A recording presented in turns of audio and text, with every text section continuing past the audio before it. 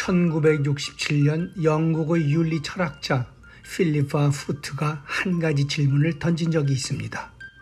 브레이크가 고장난 트롤리 기차가 달리고 있다.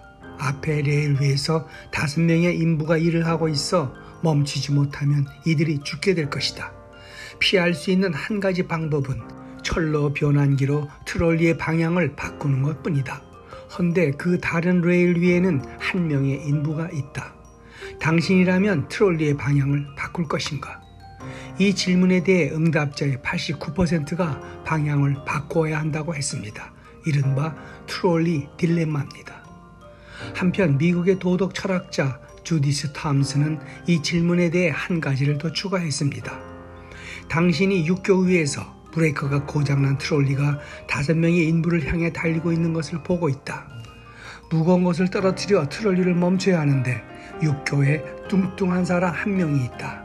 당신은 몸무게가 적어 육교에서 떨어져도 트롤리를 멈출 수 없고 그 사람을 떠밀 경우 확실히 트롤리를 멈출 수 있다면 그 사람을 육교 아래로 떨어뜨려야 하는가? 응답자의 78%가 안 된다고 응답했습니다. 소수를 희생해서 다수를 구할 것인가를 묻는 두 문제에서 한 사람의 목숨을 희생해 5사람의 목숨을 구하는 것은 같은데도 왜 다른 판단의 대답이 나오는 것일까요? 이에 대해서 하버드 대학의 심리학자 조슈아 그린은 무엇이 옳고 무엇이 그르냐는 철학적 사고와 달리 실제 인간이 닥친 상황에서 윤리적 결단을 내릴 때는 이성적 시스템과 정서적 시스템의 갈등 속에서 우세한 쪽을 선택한다고 주장했습니다. 이 이야기는 현재 논란이 되고 있는 인공지능 자율주행 자동차 상용화와도 밀접하게 관련되어 있습니다.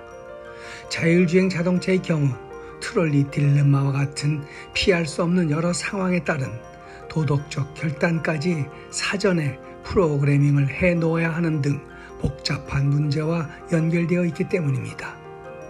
세계 최초로 시민권을 부여받은 인공지능 로봇 소피아는 대형 화재가 발생했을 때 할머니와 아이 중 한 명만 구해야 한다면 누굴 먼저 구하겠냐는 라는 질문에 이는 마치 엄마가 좋아 아빠가 좋아라는 질문과 같다며 난 윤리적으로 결정하고 생각하도록 프로그램되어 있지 않기 때문에 논리적으로 출입구에 가까이 있는 사람부터 구해야 한다고 대답했습니다. 이는 반대로 사람을 죽이게 되는 상황에서도 마찬가지로 적용된다는 의미입니다. 해서 한 게임 프로그램에서 보이는 내용은 우리를 더욱 섬뜩하게 합니다. 무인 차량이 사고를 인지할 경우 예상 희생자들이 각종 데이터를 수집 분석하여 사람의 가치를 측정하고 가치값이 적은 쪽을 죽이도록 한다는 얘기가 나온 겁니다.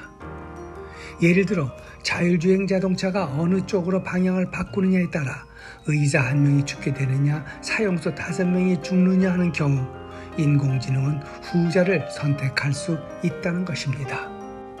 최근에 샌프란시스코에서 극단적으로 대립하고 있는 자율주행 자동차 로보택시 찬반 소유를 보며 떠오른 이야기들입니다.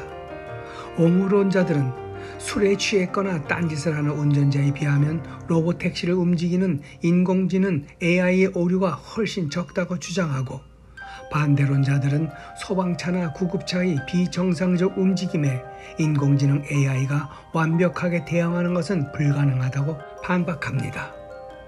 과연 사람이 죽는 사고나 죽게 해야만 하는 상황이 발생하는 경우 AI의 선택을 인간의 선택과 같은 무게로 볼 수 있을는지요?